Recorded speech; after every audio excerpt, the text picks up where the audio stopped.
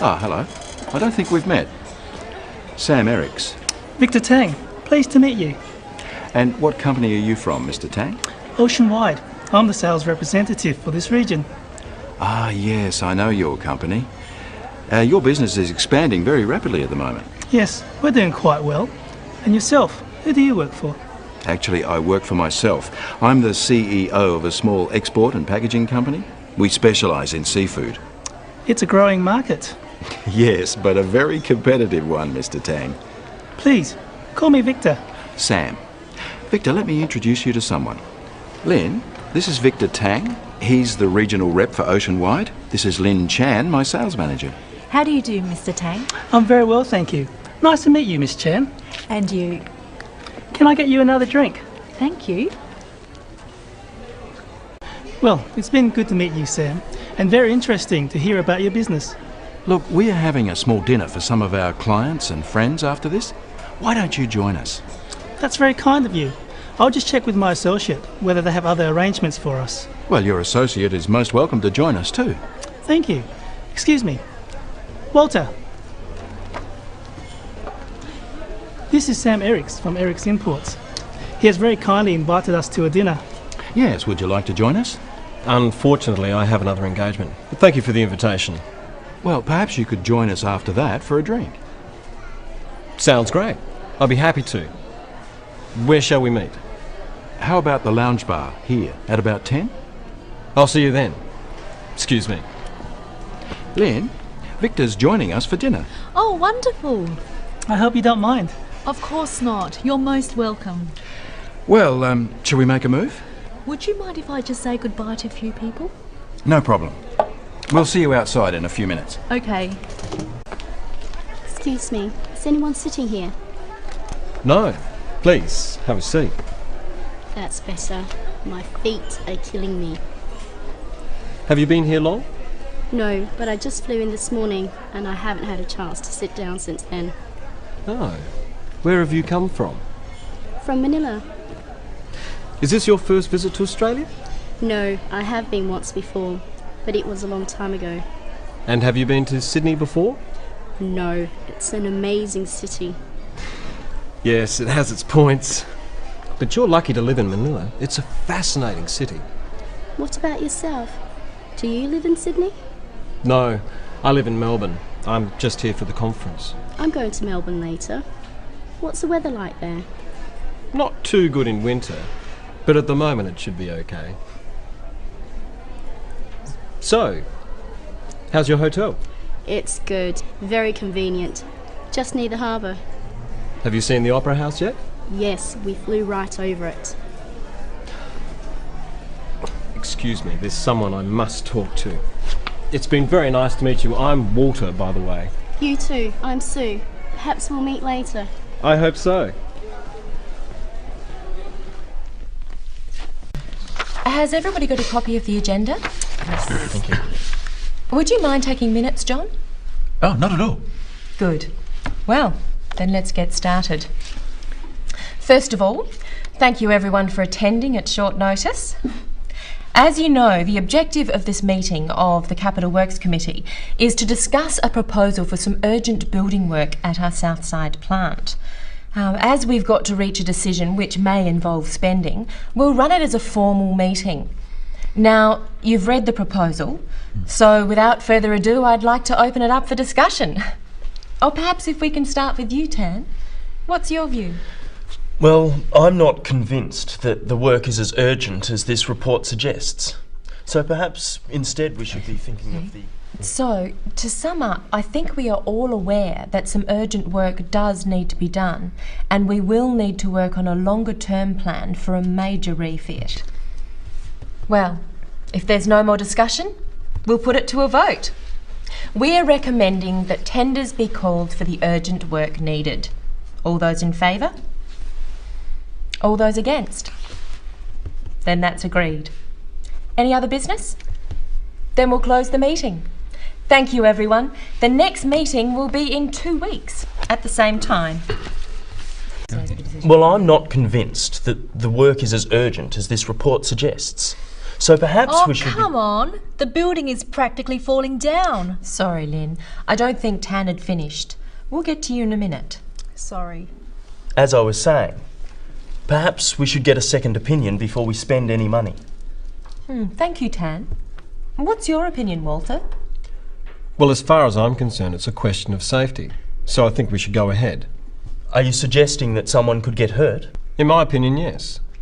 If you ask me, there is a serious risk of an accident. And it's not a recent problem. Are you implying we should have done something earlier?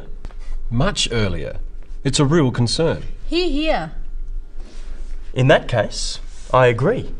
We should do something now. I think so too. Thank you, Walter. Well, if there's no... Excuse me, Madam Chairperson. Yes, Barbara? What about the problem with parking? There were no places again this morning. Maybe if you got to work on time. All comments through the chair, if you don't mind, Walter. Parking isn't on the agenda for this meeting. Perhaps you could suggest it for our next meeting, Barbara. Well, if there's no more discussion, we'll put it to a vote. Hear, hear. Okay, great. Now, we're looking at the options for handling our online orders. They're going through the roof, and frankly, the lead time for delivery is blowing out. We need to improve our performance in this area. Any suggestions? Well, as I see it, we have three options. The obvious one is to employ more people to do the job. Another alternative is to automate the system more, cut down on the physical handling. And the third option?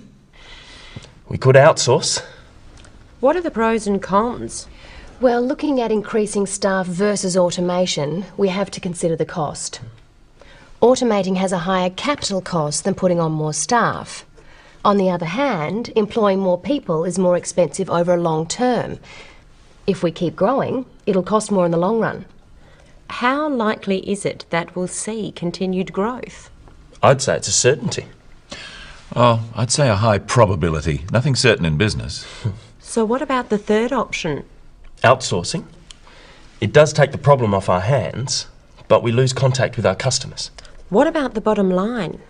Outsourcing is the cheapest option and the easiest in the short term. But if we want to keep the operation in-house, the best option is automating our system. The only downside is we're taking a risk that our business will keep growing. Which we hope it will. We certainly do. Today we're looking at our new widget plant being built at Southside.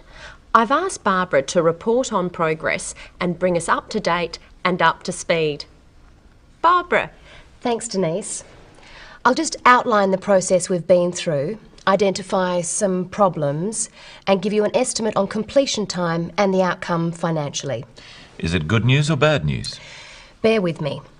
Now, if you recall, after a feasibility study, we put the project out to tender 18 months ago and selected EasyBuild as our project manager.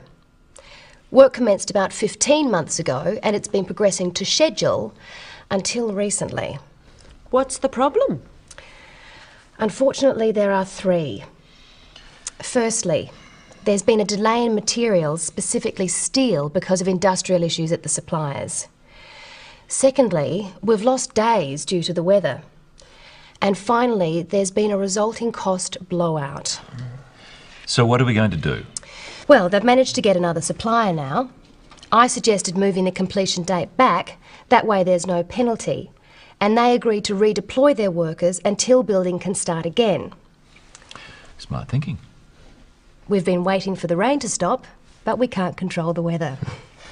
And the cost? At this stage, just a small overage, but I'll be watching it very closely over the next few months. With no more delays, we're expecting to complete the project just 1 month behind schedule. Good work, Barbara. Now, I'd like to refer to the first graph. As you can see, this is a bar graph measuring net sales over the first 10 months of the year. You'll notice that sales rose steadily in the first few months. Then there was a marked increase in April. They peaked in May at around 3.2 million and levelled off. Then there was a dramatic drop in the following month, followed by a significant increase in August, and this trend has continued up until the present. What was the reason for the sudden drop in July? This was mainly due to a drop-off in air conditioner sales, so it's a seasonal effect. Could it be a consequence of the negative effect of the interest rate rise? Possibly. Now, if I could draw your attention to this next diagram, this is a line graph of sales. The blue line represents air conditioner sales, the red line shows heaters. As you'll note, air conditioner sales dropped steadily from January to July, bottoming out then, while heater sales experienced a sharp increase from March to June, then dropped markedly from June to July, then declined through to September with a pronounced drop in October. Does this explain the fluctuation in total sales? Largely. If we look at this pie diagram, you can see that air conditioners and heaters together represent more than half of our total sales, but they vary seasonally, while other appliances are fairly steady through the year. Well, we can't sell air conditioners when it's cold. What's the solution? Export to Europe and America. Easier said than done. Today, I'm going to look at the results of our customer survey. First, I'll go through the survey questions, then summarise the results, and finally, I'll outline the conclusions. After that, there'll be time for questions and discussion. So, let's start with the survey questions. Turning to the results, as you can see from the diagram, most people decided what to buy when they saw the product at the showroom. About 1/3 made their decision based on what the salesperson said. The others knew what they wanted to buy already. Most of those made their decision on the recommendation of a friend. Only a few said they relied on advertising. Let's move on to the conclusions. The first one is that it's very important that salespeople on the floor know about our products. Another is that after-sales service is critical. People who experience good after-sales service are more likely to recommend a brand.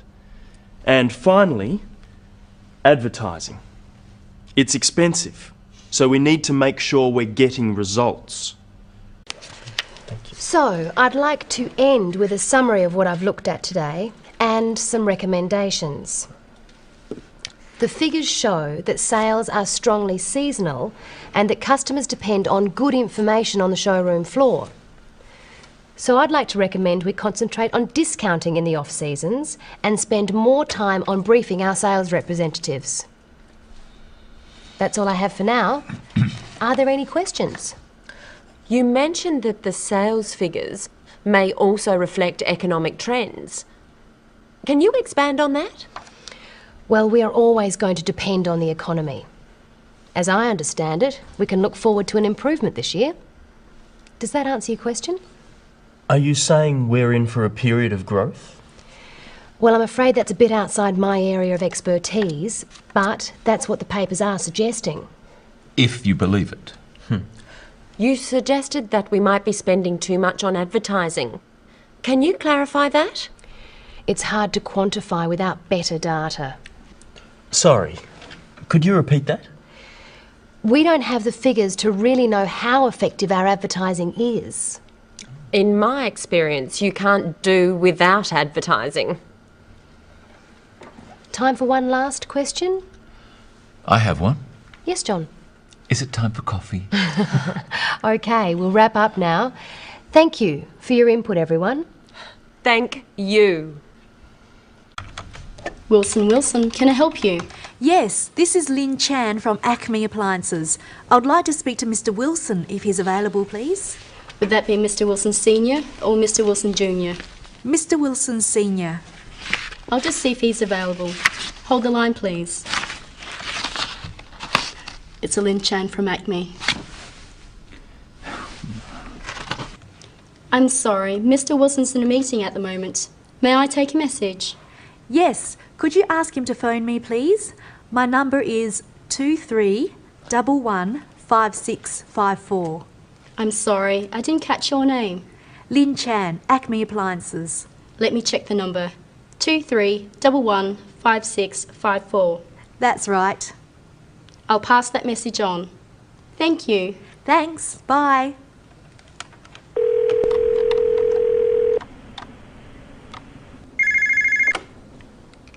Acme Appliances, Lynn Chan speaking. This is Tom Wilson, returning your call. Ah yes, Mr. Wilson. Thanks for calling back. I wanted to set up a meeting with you to discuss your requirements for next year. Yes, certainly. How about Thursday at 2:30? That would be fine. Okay, I look forward to seeing you then. Thursday, 2:30. See you then. Goodbye. Goodbye. Hello, Lynn Chan, Sales Manager for National Sugar. And my associate, John Martin. Very pleased to meet you. I'm Victor Tang, and this is my legal advisor, Sue Panay. I hope you had a pleasant flight over. Yes, we did, thanks. Are you staying for a few days? Unfortunately, we need to get back to Manila tomorrow. Well, we'd better get down to business.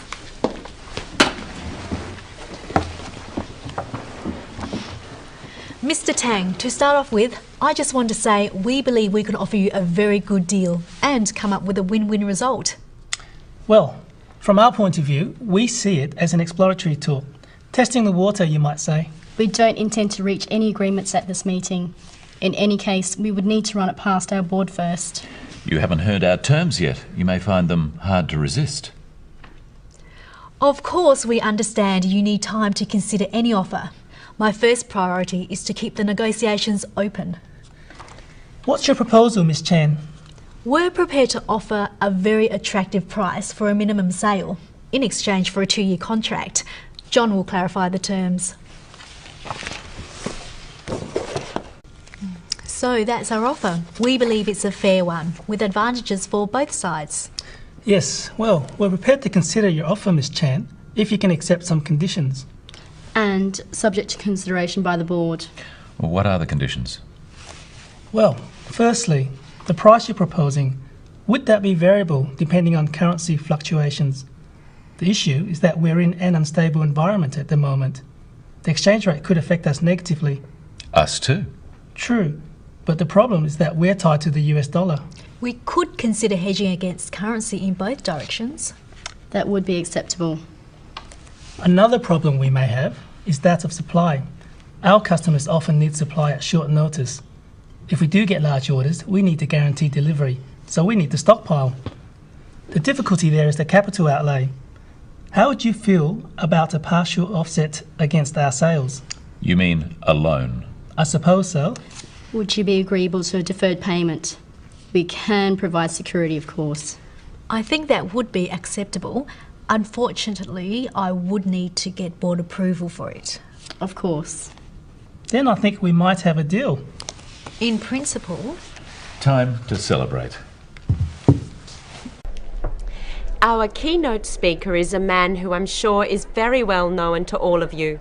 He's Professor of Fruitology at Dubbo University and has written many books on the subject of tropical fruit.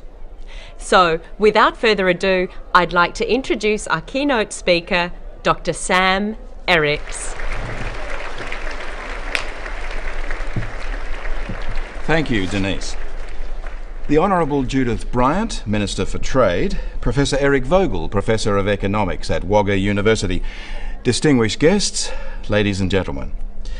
Today's topic, why bananas are bent, is a very significant one in terms both of international trade and culture. In thinking about the topic, I felt it would be appropriate to address briefly the history of bananas and banana farming, the many qualities of bananas, both positive and negative, and of course examine the uses of the banana. But first, let me tell you a story about a banana. Ladies and gentlemen, I hope I've been able to clear up a few misconceptions and leave you with some new ideas about how we might view bananas in the future. We've seen, in looking at their history, that bananas have a significant role in many cultures. I've also noted their positive, nutritional qualities. And in addressing the main question, why bananas are bent, we've learned that the reasons are many and complex. Madam Chair, thank you for the opportunity to address the conference today, And thank you, ladies and gentlemen, for your kind attention. Well, it has been a great pleasure to meet you, Sam and Lynn. Yes, we've enjoyed meeting you too, Victor. Yes, it's been great. What a pity you have to go home. Well, all good things must come to an end, but I'm sure we'll meet again. Yes, I hope so. And good luck with your business. I'm sure it will go well. And I wish you every success too. Well, I think we should drink a toast to the end of the conference and to ourselves. Here's to us. Cheers. Cheers. We should keep in touch. Yes. Have I given you my card? Ah, no. Thanks very much. Here's mine. Do you have a card, Lynn? Yes. Thank you. I'll send you an email. And if you're ever in Singapore, you must look me up. We certainly will. And you have my number. When you're next in Sydney, give me a call. We'll have a drink. May I take these? Well, I'd better get going or miss my flight. Have a good flight home. Bon voyage. Goodbye until next time. Goodbye.